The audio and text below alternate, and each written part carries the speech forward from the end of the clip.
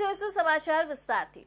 લોકસભાની ચૂંટણી અંતર્ગત ભારતીય જનતા પાર્ટીના સ્થાપના દિવસના ઉપલક્ષ્યમાં ભરૂચ જિલ્લા ભાજપ દ્વારા ઘર ઘર સંપર્ક અભિયાન હાથ ધરવામાં આવ્યું હતું, જેમાં મોટી સંખ્યામાં કાર્યકરો જોડાયા હતા અને તમામ ઘરે ઘરે જઈને ભાજપના ઝંડા લગાવી મતદારોને ભાજપને મત આપવા અપીલ કરાઈ હતી। લોકસભાની ચૂંટણીની જાહેરાત થતાની સાથે દરેક રાજકીય પક્ષો દ્વારા પ્રચાર પ્રસાર તેજ બનાવવામાં આવ્યો છે, ત્યારે ભરૂચમાં પણ ભારતીય જનતા પાર્ટી દ્વારા પ્રચાર કરવામાં આવી રહ્યો છે।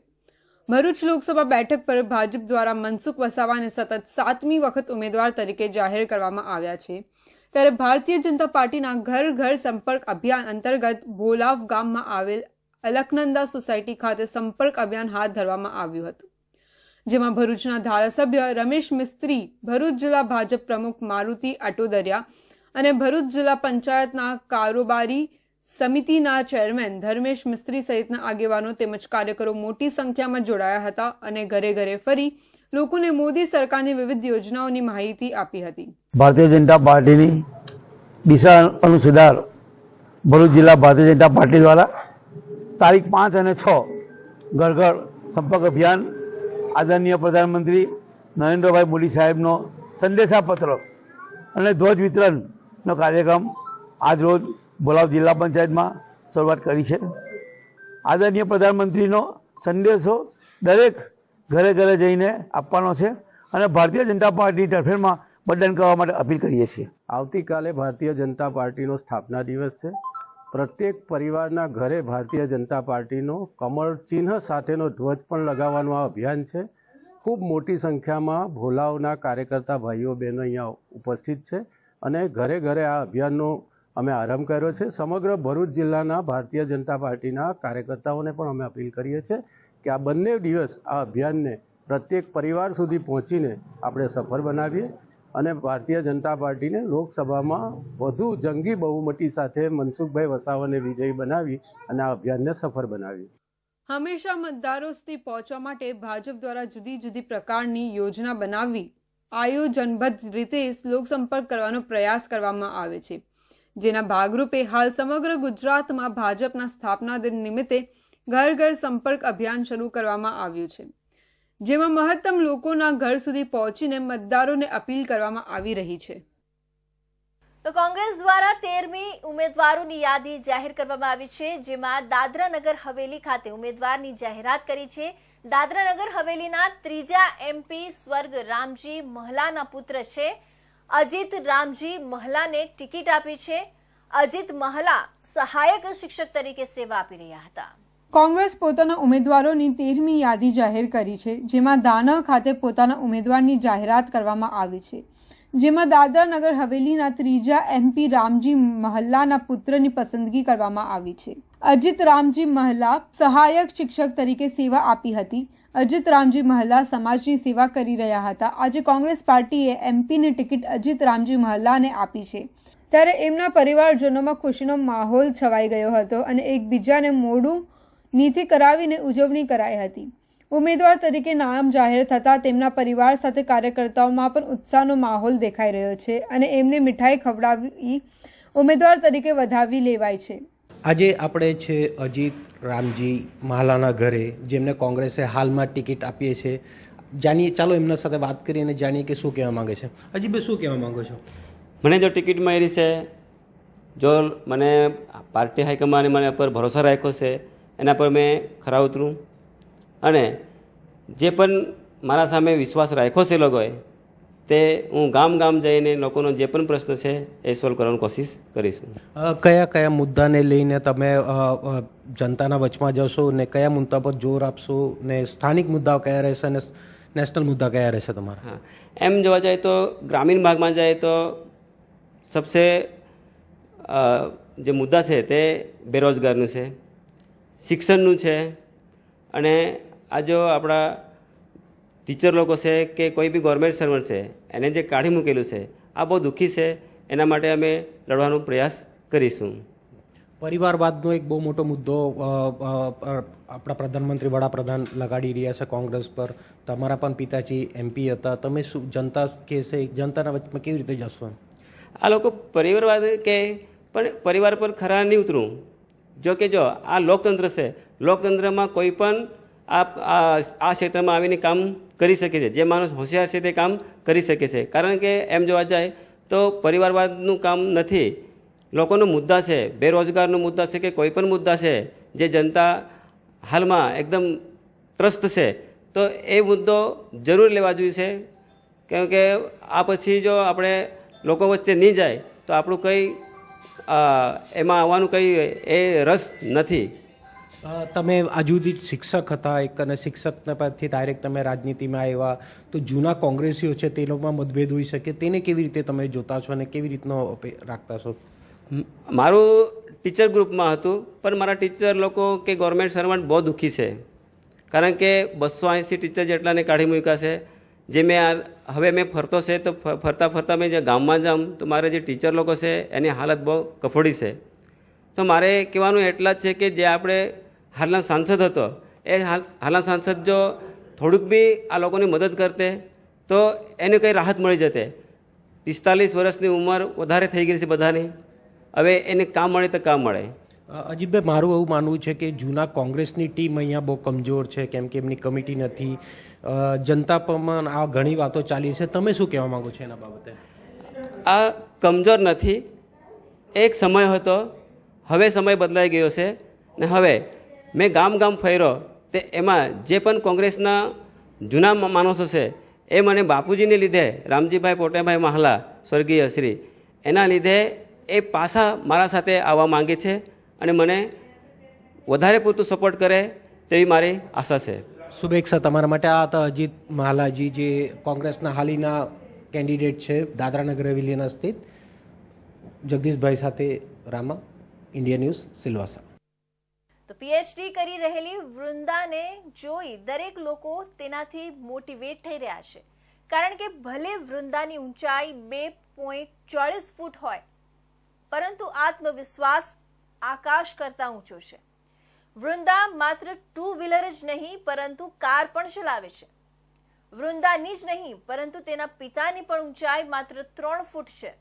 પરંતુ પિતા પુત્રીની આ જોડી એ સાબિત કરી બતાવ્યું છે કે ઊંચાઈ ભલે ટૂંકી હોય પરંતુ આત્મવિશ્વાસ હંમેશા આકાશ કરતા ઊંચો હોવો જોઈએ. બંને એક સાથે કોચિંગ ક્લાસ ચલાવીને કોલેજના વિદ્યાર્થીઓને ભણાવે છે. આજે આપણે એક એવા પિતા પુત્રીની વાત કરવા જઈ રહ્યા છીએ જેની શારીરિક ઊંચાઈ ખૂબ ઓછી છે, છતાં બંનેનો આત્મવિશ્વાસ આકાશ કરતાં પણ ઊંચો છે. વાત કરીએ વૃંદાની, તો જ્યારે 2.40 ફૂટ ઊંચી વૃંદા પટેલ કાર અથવા તો 2 વ્હીલર ચલાવીને પોતાના કોચિંગ ક્લાસ પર પહોંચે છે ત્યારે સૌ કોઈ સ્તબ્ધ થઈ જાય છે. આજે તે દરેક માટે રોલ મોડેલ છે. ઊંચાઈ ઓછી હોવા છતાં વૃંદાનીએ નવયુગ કોલેજમાંથી કોમર્સમાં સ્નાતક થયા છે, તો તેઓએ પોસ્ટ ગ્રેજ્યુએશન કર્યા પછી હાલ પીએચડી કરી રહ્યા છે અને હાલમાં તે કોલેજના વિદ્યાર્થીઓને ટ્યુશન આપે છે. વૃંદા જ નહીં પરંતુ તેમના પિતા પણ માત્ર 3 ફૂટ ઊંચા છે. વૃંદાનીએ ક્યારેય તેની ઊંચાઈને નબળાઈ બનવા દીધી નથી. તેનીએ વિચાર્યું કે ભગવાને મને એટલી જ ઊંચાઈ આપી છે કે હું મારા પગ પર ઊભી રહી શકું છું. વૃંદા માને છે કે જો આત્મવિશ્વાસ વધારે હોય તો વ્યક્તિ આકાશને સ્પર્શી શકે છે અને આ માટે તેમના પિતાએ તેમની મદદ કરી છે. હાલમાં હું વીર નર્મદ સાઉથ ગુજરાત યુનિવર્સિટી પર પીએચડી કરું છું. સ્કૂલિંગમાં મારા ફાધર જે છે તે મને થોડુંક મદદ કરતા હતા, એના માટે ઇન્સ્પાયર કરવા માટે, અથવા તો મારા પપ્પા મને મોરલ સપોર્ટ આપતા હતા કે આપણે ઓછી હાઇટ હોવા છતાં બી આપણે ઘણી બધી કાર્યો કરી શકીએ છીએ, પોતાના ગોલને અચીવ કરી શકીએ છીએ. મારા ફાધર એક્ટિવા ચલાવતા હતા, હેન્ડીકેપ. તો થોડી એની પર ટ્રાય કરી અને ત્યાર પછી હું મારી સ્કૂટી એમણે મને લઈ આપી અને જેનાથી હું સ્કૂલિંગ મારી કમ્પ્લીટ કરી શકી. વૃંદાના પિતા કૌશિકભાઈને નાનપણથી જ એક એવી બીમારી હતી જેના કારણે તેઓની ઊંચાઈ ક્યારે વધી શકે નહીં અને આ જ બીમારી વૃંદાને પણ થઈ હતી. દીકરી પગભર બને આ માટે પિતાએ હંમેશા તેની કાળજી લીધી, પરંતુ મજબૂત બનવા માટે ક્યારે પણ સહારો નહીં આપ્યો. ઊંચાઈ ટૂંકી હોવાના કારણે કઈ મુશ્કેલીઓ થાય છે તે કૌશિકભાઈ જાણતા હતા, તેથી દીકરીને ક્યારે પણ આ સમસ્યા માનસિક રીતે નડે આ માટે તેઓએ હંમેશા તેને આત્મનિર્ભર બનવા માટે પ્રેરિત કરતા રહ્યા. વૃંદાએ જણાવ્યું કે જ્યારે તે શાળામાં ભણતી હતી ત્યારે તકલીફ તેને થતી હતી કારણ કે અન્ય વિદ્યાર્થીઓ સામાન્ય હતા પરંતુ તેની ઊંચાઈ ટૂંકી હતી. પરંતુ સમય પસાર થતાં હું માનસિક રીતે તૈયાર થઈ ગઈ કે મને આવી જ રીતે જીવન વ્યતીત કરવાનું છે, જે માટે મારા પિતાએ મારી ખૂબ જ મદદ કરી. તેઓએ મને હંમેશા કહ્યું કે અમે આવા જ છીએ અને આ પરિસ્થિતિ હોવા છતાં પણ અમે આગળ વધી શકીએ છીએ. પહેલાં હું મારા પિતા પાસે ભણતી હતી અને તેમને જોઈને જ ભણાવવાની શરૂઆત કરી. આજે હું PhD કરી રહી છું. પોતે કાર ડ્રાઈવ કરું છું, કોલેજમાં ભણવા માંગુ છું, જેથી લોકો સમજી શકે છે કે કોઈ પણ પરિસ્થિતિમાં વ્યક્તિ આગળ વધી શકે છે. પોસ્ટ ગ્રેજ્યુએશન અને ગ્રેજ્યુએશન બંને મારા ફાધર ટ્યુશન ક્લાસીસ કરાવતા હતા, તો હું એમની પાસે ટ્યુશન ક્લાસીસ ભણી. મતલબ કે મારા ફાધરે મને એ ગોલ આપ્યો કે એ મારા ફાધર ગુરુ બી છે ને સાથે સાથે એમણે મને ગોલ આપ્યો કે તું કોલેજની અંદર, યુનિવર્સિટીઝની અંદર તું ટ્રાય કરી શકે છે. પછી મેં PhDમાં એડમિશન લીધું, પ્રોફેસરની એક્ઝામ ક્લિયર કરી સ્ટેટ લેવલની. હવે યુનિવર્સિટીઝમાં મારો ગોલ છે કે હું ત્યાં સ્ટુડન્ટ્સને ભણાવું અને એ લોકોને ઇન્સ્પાયર કરું કે ઓછી હાઇટ હોવા છતાં અથવા તો વિકલાંગ હોવા છતાં તમે તમારા ગોલને અચીવ કરતા અટકાવી શકો નહીં. વૃંદાના પિતા કૌશિકભાઈ પટેલે જણાવ્યું હતું કે મારા પરિવારમાં મારા સિવાય કોઈને આ પ્રકારની સમસ્યા ન હતી. નાનપણથી જ મને ડૉક્ટરે જણાવ્યું હતું કે મારી હાઇટ વધશે નહીં. મારી જેમ મારી દીકરીને પણ આ સમસ્યા થઈ હતી. આમ તો હું સહેલાઈથી કોચિંગ ક્લાસની શરૂઆત કરી, પરંતુ મને હંમેશા લાગતું હતું કે મારી દીકરી કઈ રીતે જીવન વ્યતીત કરશે. આ માટે હું એમને હંમેશા માનસિક રીતે મજબૂત બનાવવા માટે પ્રયત્નશીલ રહ્યો. એ ડૉક્ટર બનવા માંગતી હતી, પરંતુ પરિસ્થિતિ એવી હતી કે કોણ મદદ કરશે, જેથી મેં એને કોમર્સ કરવાનું કહ્યું. તેને ગ્રેજ્યુએશન અને પોસ્ટ ગ્રેજ્યુએશન કર્યા પછી PhD માટે એન્ટ્રન્સ પણ ક્લિયર કર્યું. મને આનંદ છે કે MBBS કરીને નહીં, પરંતુ PhD કરીને તે ડૉક્ટર બની જશે. દરેક જગ્યાએ હું એને મોકલું છું અને મદદ નથી કરતો, જેથી તે આત્મનિર્ભર બને. કોલેજ હોય કે સરકારી કચેરી, તે પોતે એકલી જાય છે અને અમદાવાદથી તેને ખાસ કાર ચલાવવા માટે લાયસન્સ મળ્યું છે. દીકરીને મારો એને પહેલા ડૉક્ટર બનવાની ઈચ્છા હતી, પણ ડૉક્ટર માટે અમે પહેલા એને સાયન્સ પહેલા ના પાડીને કે ના કોમર્સ જ લેતું, બરાબર કે ને, જેથી કરીને મારો જે વ્યવસાય છે તેમાં તું સેટ થઈ શકે એમ, તને કોઈ બીજી નોકરી નહીં મળે તો બી આ વસ્તુ થઈ શકે. પણ તેને એ ધીરે ધીરે કોલેજમાં આવી અને તેને બરાબર કે ભણવાની હોશિયારી જોઈને મને થયું કે ના, એની ડૉક્ટરની બનવાની ઈચ્છા છે તો PhD કરાવીએ, જેથી કરીને નામની આગળ ડૉક્ટર તો લાગે એટલે ડૉક્ટર વૃંદની પણ બોલી શકે એમ. એને ખાતર PhDને આને તેને પછી મેં પૂછવા આગળ વધુ અને એન્ટ્રન્સ એક્ઝામ પહેલી એન્ટ્રન્સ એક્ઝામ પાસ થઈ ગઈ એટલે પછી એને એડમિશન અપાવી દીધું. હંમેશા નાનો મોટી તકલીફમાં હિંમત હારી જતા લોકો માટે આ પિતા પુત્રી બંને એક ઉત્તમ ઉદાહરણ છે કે સામે પહાડ જેવી મુશ્કેલી હોય તો પણ હિંમત રાખીને એનો મુકાબલો કરવાથી કોઈ પણ પરિસ્થિતિમાંથી પાર નીકળી શકાય છે. આ બંને પિતા પુત્રીને ઇન્ડિયા ન્યૂઝ ગુજરાત તરફથી 100 સલામ. તો લોકસભાની ચૂંટણીને લઈને સુરત જિલ્લામાં વહીવટી તંત્ર પણ કામે લાગી ગયું છે. ત્યારે બારડોલી લોકસભા બેઠકના મદદનીશ ચૂંટણી અધિકારી દ્વારા પલસાણાના ગંગાધરા ખાતે બારડોલી વિધાનસભા વિસ્તારના EVM તેમજ વીવીપેટ ઉમેદવારોને હાજર રાખીને સીલ કરવામાં આવ્યા હતા. આવનારા દિવસોમાં લોકસભાની ચૂંટણી યોજાવાની છે. લોકસભાની ચૂંટણીને મતદાન માટે બારડોલી લોકસભા બેઠક ઉપર વહીવટી તંત્ર દ્વારા યુદ્ધના ધોરણે કામગીરી કરવામાં આવી રહી છે. ત્યારે બારડોલી લોકસભાના મદદનીશ ચૂંટણી અધિકારી દ્વારા EVM મશીન અને વીવીપેટને લઈ યોગ્ય નિરીક્ષણ કરવામાં આવ્યું હતું. આ સાથે જ ખાસ કરીને મદદનીશ ચૂંટણી અધિકારી એવા બારડોલીના પ્રાંત અધિકારી જિજ્ઞાબેન પરમારની પણ નિમણૂક કરવામાં આવી છે. પલસાણા તાલુકાના ગંગાધરા ખાતે લોકસભાની ચૂંટણીને લઈને બારડોલી વિધાનસભા વિસ્તારમાં થનાર મતદાન માટે EVM અને વીવીપેટ સીલ કરવામાં આવ્યા હતા. આપણે 23 બારડોલી લોકસભા મત વિસ્તારના અંતર્ગત બારડોલી વિધાનસભા મત વિસ્તારના અંદર 276 જેટલા બૂથ આવેલા છે, જેના માટે ગઈકાલે આપણને અલથાણ ખાતેના ડેડિકેટેડ વેરહાઉસથી 345 જેટલા EVM સેટ, BU અને CU મળીને અને વીવીપેટના 372 રિઝર્વ સાથેના આપણને મળેલ છે, જે ગંગાધરા મુકામે વેરહાઉસમાં પોલીસ બંદોબસ્ત અંતર્ગત સીલ કરવામાં આવેલ છે. સદર સમગ્ર કાર્યવાહી પોલિટિકલ પાર્ટીના હાજરીમાં કરવામાં આવેલ છે. લોકસભાની ચૂંટણીમાં સમાવિષ્ટ બારડોલી વિધાનસભામાં કુલ 276 બૂથ ઉપર મતદાન થવાનું છે, જેમાં 345 EVM તેમજ 373 જેટલા વીવીપેટ છે. તમામ ઉમેદવારો બારડોલી લોકસભાના ઉમેદવારોને સાથે રાખીને સીલ કરવાની પ્રક્રિયા કરાઈ હતી. 1,40,000 જેટલા પુરુષ મતદારો તેમજ 1,35,820 મહિલા મતદારો, 8 વ્યંઢળો મળી કુલ 2.81 લાખ જેટલા મતદારો છે.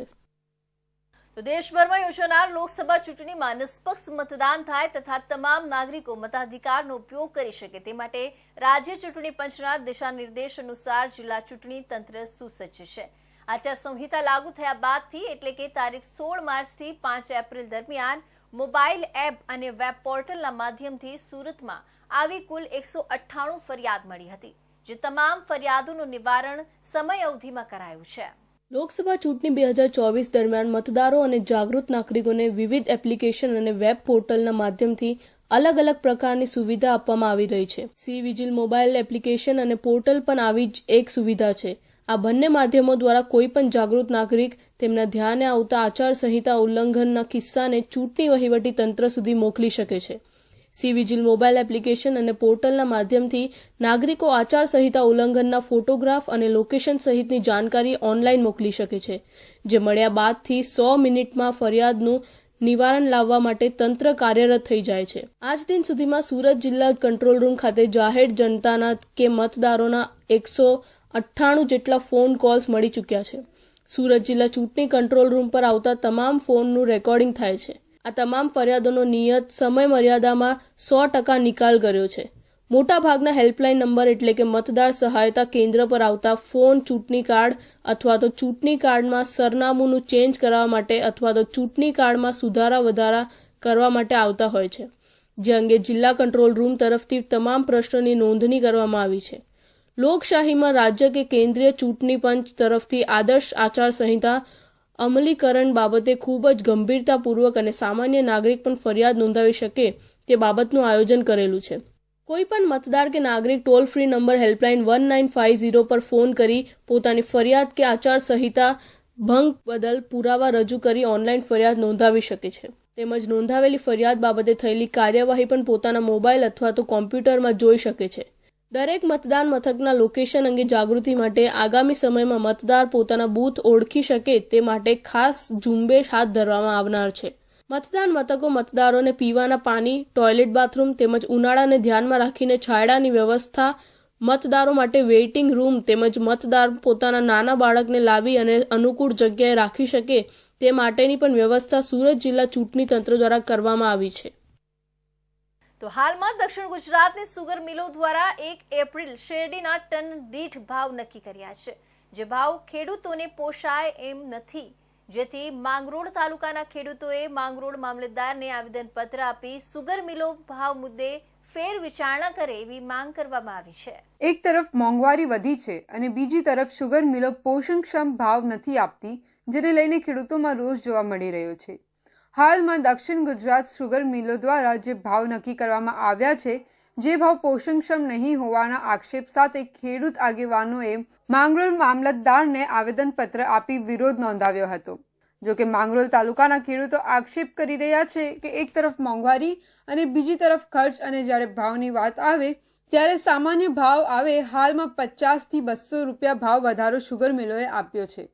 જો કે માંગરોળના ખેડૂતોએ આ ભાવ સામે વાંધો ઉઠાવી ગંભીર આક્ષેપો કર્યા હતા કે સહકારી મંડળીમાં મેન્ડેટ પ્રથા ખેડૂતોને લઈ ડૂબશે. જે રીતે સહકારી માળખામાં રાજકારણ હાવી થયું છે, ત્યારથી ખેડૂતોની હાલત દયનીય બનતી જાય છે. તારીખ 1 એપ્રિલના રોજ વિવિધ સુગરોના જે ભાવો પડ્યા હતા, એ ભાવોને લઈને કેટલાક ખેડૂતોમાં કહી ખુશી કહી ગમનો માહોલ જોવા મળ્યો હતો. કેટલાક ખેડૂતો ખુશ થઈ ગયા હતા તો કેટલાક ખેડૂતોએ નારાજગી બતાવી છે, કારણ કે જે રીતના ડબલ ખર્ચો થઈ રહ્યો છે એની સામે જે પોષણક્ષમ ભાવો મળવા જોઈએ એ ખેડૂતોને પોષણક્ષમ ભાવો મળ્યા નથી. અને આજે જે મોંઘવારી છે એ મોંઘવારીની માજાને લઈને ખેડૂતો પણ ચિંતિત બન્યા છે. તેવામાં જ્યારે સુગરો જે છે એ સુગરો ભાવ ઓછા પાડતી હોય છે, ત્યારે ખેડૂતોનો જે ખર્ચો છે એ ખર્ચો પણ પરવાડી શકતો નથી. ત્યારે માંગરોળ તાલુકાના જે ખેડૂતો છે એ ખેડૂતો આજે માંગરોળ ખાતે આવેદનપત્ર આપવામાં આવ્યું છે. ત્યારે આપણે ખેડૂતો સાથે સીધી ચર્ચા કરીશું. શું કારણ હતું? આપણે જે હમણાં દક્ષિણ ગુજરાતમાં ભાવ પાડવામાં આવ્યો શેરડીના, એ પોષકક્ષમ ભાવ નથી ને ખેડૂતને બિલકુલ પરવડે એવું નથી. એનું કારણ જ કે આજે વર્ષો પહેલા 10 વર્ષ પહેલા 42 રૂપિયા ટનના ભાવ પાડવામાં આવ્યા હતા. ત્યારે ખાતરની કિંમત આજથી અડધી હતી, આજે ડબલ ખાતરની કિંમત થઈ છે, દવાની કિંમત ડબલ છે, જીએસટી લગાડવામાં આવ્યું છે. ખેડૂત આજે બધી રીતે ખર્ચો ખેડૂતનો ડબલ થઈ ગયો અને સરકાર કહેતી હતી કે આ ખેડૂતોને ડબલ ભાવ આપશું નફો, એની જગ્યાએ આજે ખેડૂતો પાસે ડબલ એ લોકો એ લે છે, વધારો લે છે.